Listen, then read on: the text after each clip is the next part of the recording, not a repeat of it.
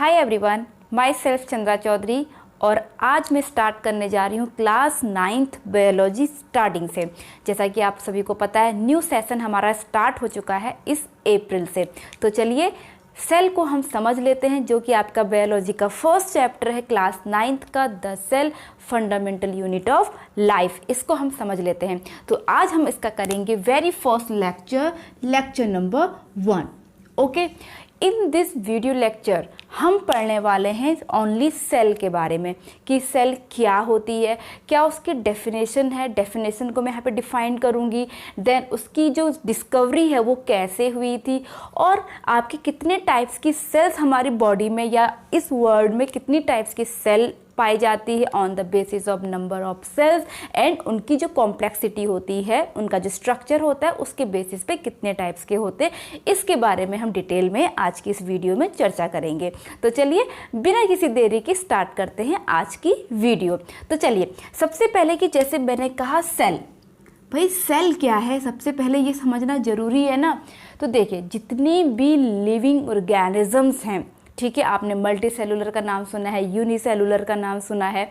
तो सेलुलर मतलब cell, uni का मतलब एक, मल्टी का मतलब बहुत सारे। तो सेल्स है क्या? तो देखिए किसी भी ऑर्गेनिज्म की अगर हम बात करें, जो उसकी स्मॉलेस्ट थिंग होती है जिससे मिलकर के वो उसकी पूरी होल बॉडी बनी होती है, उसी को हम सेल्स कहते हैं। ठीक है, जैसे कि अगर हम ह्यूमंस की बात करें तो हम एक ऑर्गेनिज्म हैं। हम किससे मिलकर बने? हमारी बॉडी में डिफरेंट टाइप्स के ऑर्गन सिस्टम बने हुए हैं, लाइक रेस्पिरेटरी सिस्टम है, डाइजेस्टिव सिस्टम है, सर्कुलेटरी सिस्टम है, एंड सो मैनी ऑन। अब ये सिस्टम भाई किस चीज़ के बने हुए? ऑब्वियसली ये बने हैं ऑर्गन से। लाइक अगर मैं रेस्पिरेटरी सिस्टम की बात करूं तो ये सिस्टम मिलकर बना है, लाइक हमारी नोज़ है, विंड पाइप हैं, लंग्स हैं, ये सब मिलकर के क्या बनाते हैं? आपके रेस्पिरेटरी सिस्टम को बनाते हैं। ठीक है, जो पर्टिकुलर जो रेस्पिरेशन की प्रोसेस में काम होता है उसको ही करते हैं, क्योंकि वर्क हमारी बॉडी में सबका बटा हुआ है। ठीक है, एक टीम वर्क हम कहते हैं ना। तो हमारी बॉडी में जितने ऑर्गन सिस्टम है अलग अलग फंक्शन करते हैं, जिसकी वजह से हम अलाइव रहते हैं। अब मैं बात करूँ ऑर्गन किससे मिलकर बना होता है, तो ऑर्गन हमारे जो मिलकर बने होते हैं वो डिफरेंट टाइप्स के टिश्यू से मिलकर बने होते हैं। ठीक है, और आपके जो टिश्यू होते हैं वो सेल से मिलकर बने होते हैं। अब सेल्स को हम और छोटा कैटेगराइज नहीं कर सकते, इसीलिए सेल्स क्या हैं आपकी, आप जो हमारी बॉडी में स्मॉलेस्ट थिंग मीन्स जिससे मिलकर के बॉडी बनी होती है, मल्टी सेलुलर की केस की मैं बात कर रही हूँ, तो उसे हम कहते हैं सेल। ओके, अब फॉर एग्जाम्पल अगर मैं आपको ऐसे बताऊं, जैसे कि एक बिल्डिंग है। ठीक है, देखो एक पूरी बिल्डिंग होती है, एक बिल्डिंग में बहुत सारे कमरे होते हैं। अब वो कमरे 4 दीवारों से मिलकर बनी होती है, अब एक दीवार ईंट से मिलकर बनी होती है। ठीक है ना। अब अगर मैं बात करूं कि जो ईंट है एक सेल से आप उसकी कंपैरिजन कर सकते हो, तो ईंट पे ईंट रख करके हम एक वॉल बनाते हैं, तो एक टिश्यू बन गया। अब 4 वॉल मिलकर के एक रूम बनाते हैं, और बहुत सारे रूम मिलकर के एक बिल्डिंग को बनाते हैं। तो आपको इस चीज़ से आप दोनों का क्या कर सकते हो, कंपैरिजन कर सकते हो कि हमारी बॉडी भी इसी तरह से मिलकर बनी हुई जैसे कि एक बिल्डिंग बनती है। ठीक है, आई होप आपको ये समझ में आ गया होगा। अब बात करते हैं भाई इसकी डिस्कवरी कैसे हुई। ठीक है, तो इसकी जो डिस्कवरी की थी वो एक बायोलॉजिस्ट हैं, Robert Hooke.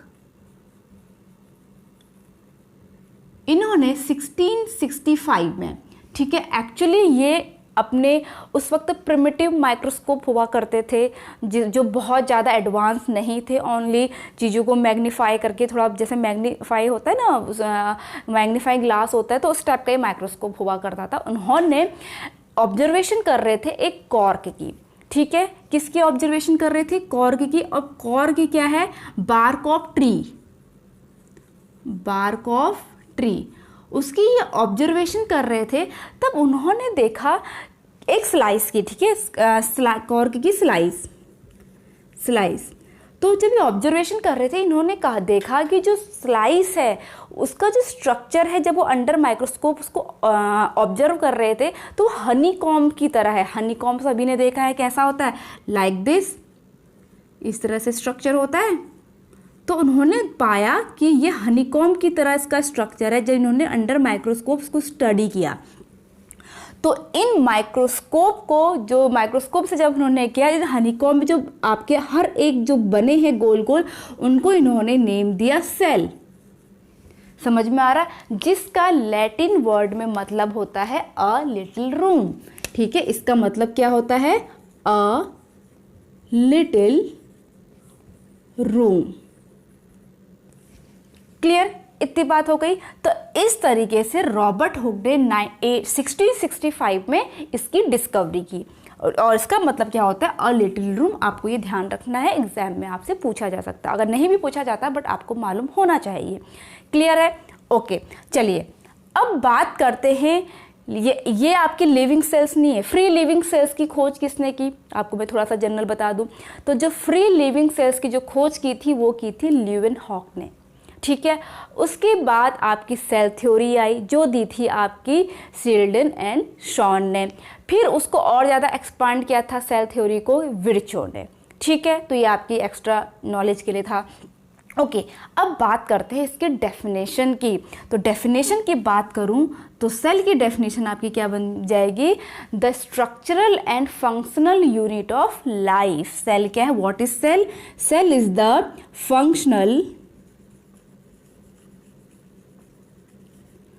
Functional and structural unit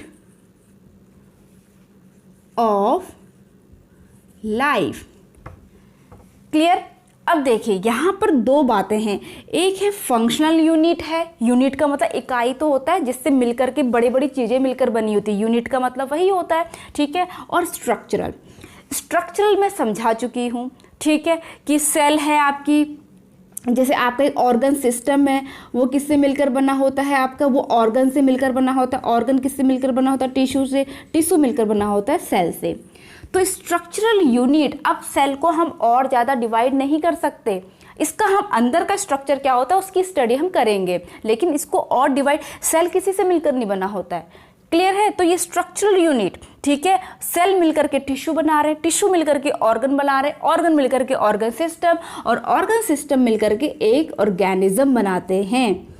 clear हो गई? तो इसलिए स्ट्रक्चरल यूनिट ऑफ लाइफ है ये। मल्टी सेलुलर के केस की बात कर रही हूँ मैं, ठीक है, यूनिसेलुलर की नहीं। दूसरी है फंक्शनल। भाई फंक्शनल यूनिट कैसे है? आपने प्रीवियस क्लासेस में पढ़ा होगा, ठीक है, क्लास 7th में आपने पढ़ा होगा, डाइजेस्टिव सिस्टम, रेस्पिरेटरी सिस्टम, ये सब आपने पढ़ा होगा।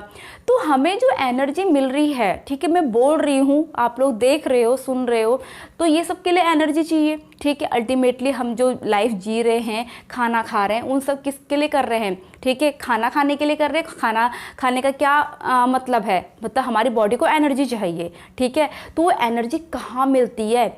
वो सेल्स में ही मिलती है हमें। हमने खाना खाया, पेट में भर गया, तो क्या एनर्जी मिल गई? Of course not. खाना खाने के पेट भरने से एनर्जी नहीं मिलती है। जब डाइजेशन होता है, डाइजेशन के बाद जो खाना है with the help of blood वो ईच सेल में जाता है। जो खाना है आपका, सपोज ग्लूकोज, ये सेल है एक, तो यहाँ ग्लूकोज आपका पहुँच गया, लेकिन एनर्जी मिली? नो, एनर्जी यहाँ पर नहीं मिलेगी। फिर यहाँ पर रोल होता है रेस्पिरेटरी सिस्टम का। रेस्पिरेटरी सिस्टम में क्या हुआ? हमने ऑक्सीजन इनहेल की, वो with the help of blood, वो भी कहाँ आई? आपकी ब्लड में आई। ठीक है, यहाँ पर ऑक्सीजन आई, O2। अब इन दोनों ने के उसने क्या करा? इसको ऑक्सीडाइज कर दिया। अब यहाँ पर क्या होगा? जब ग्लूकोज और O2 मिलकर बने तो यहाँ पर हमारी बनी carbon dioxide, water and energy बनी। ये आपने प्रीवियस क्लासेस में पढ़ा होगा। तो देखो एनर्जी, फंक्शनल यूनिट, हमें जो एनर्जी मिल रही है पेट भरने से, पेट से नहीं मिलती है। कहाँ से मिल रही है? सेल के अंदर हो रही है ये सब प्रोसेसेस। क्लियर है? इसलिए इसको हम फंक्शनल यूनिट ऑफ लाइफ भी कह रहे हैं, क्योंकि जो हमको अलाइव रखने के लिए जो मेटाबॉलिज्म हो रहा है, जो भी हमें एनर्जी मिल रही है, वो सेल के अंदर हो रही है। क्लियर है इतनी बात? तो आई होप आपको ये डेफिनेशन क्लियर हो गई होगी कि functional and structural unit of life है। क्लियर? आगे बढ़े। चलिए अब आगे बढ़ते हैं कि आपकी कॉम्प्लेक्सिटी के बेसिस पे जो सेल्स हैं वो कितने टाइप्स की होती हैं। ठीक है, तो टाइप्स ऑफ सेल्स की अगर मैं बात करूं, यहाँ पर लिख लेती हूँ, टाइप्स ऑफ सेल। ठीक है, तो यहाँ पर टाइप्स ऑफ सेल्स की अगर मैं बात करूँ तो दो टाइप्स के हैं। First one is prokaryotic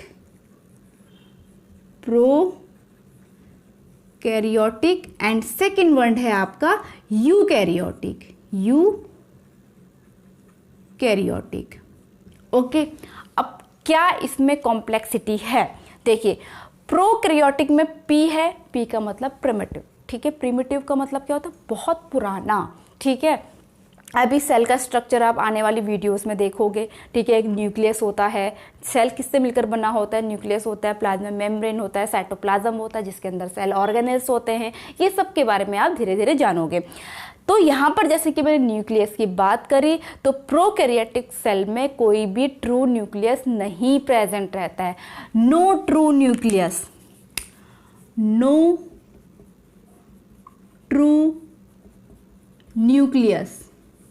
clear.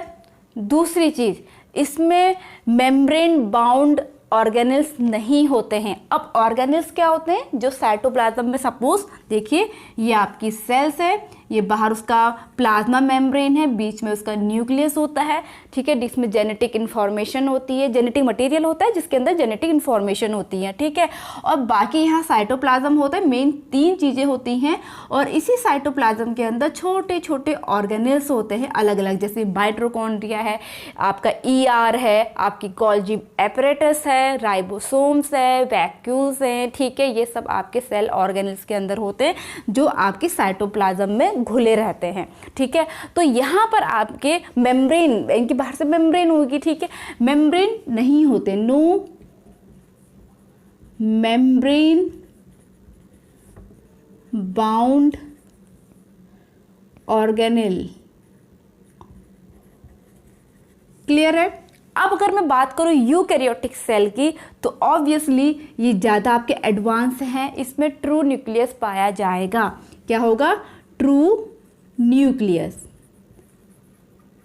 Clear. उसी तरह से दूसरा पॉइंट क्या आ जाएगा? मेम्ब्रेन बाउंड ऑर्गेनेल्स प्रेजेंट होंगे। Presence of membrane bound organelle, ठीक है। तो ये हो गया आपकी कॉम्प्लेक्सिटी के बेसिस पे कि टाइप्स ऑफ सेल दो टाइप्स के हो गए, प्रोकैरियोटिक और यूकैरियोटिक, क्लियर है। चलिए, अब नंबर ऑफ सेल्स के प्रेजेंस के हिसाब से सेल्स अगेन दो टाइप्स के होते हैं। वो आपका फर्स्ट वन क्या होता है? यूनिसेलुलर, अभी मैंने बात भी करी थी, यूनिसेलुलर। जबकि दूसरे होते हैं आपके मल्टीसेलुलर। अब यूनिसेलुलर ऑर्गेनिज्म क्या होंगे? ऑब्वियसली यूनि का मतलब वन, जिसकी बॉडी ही ओनली वन सेल की बनी होगी, ठीक है, आपके यूनिसेलुलर। और हमेशा प्रोकैरियोटिक जो होते हैं ना, आपके यूनिसेलुलर ही होते हैं, ठीक है। यूकैरियोटिक भी हो सकते हैं। यूकैरियोटिक के पास दोनों चांसेस हैं कि वो यूनिसेलुलर भी होगा और वो मल्टीसेलुलर भी होगा, लेकिन प्रोकैरियोटिक के पास ओनली यूनिसेलुलर ही होते हैं।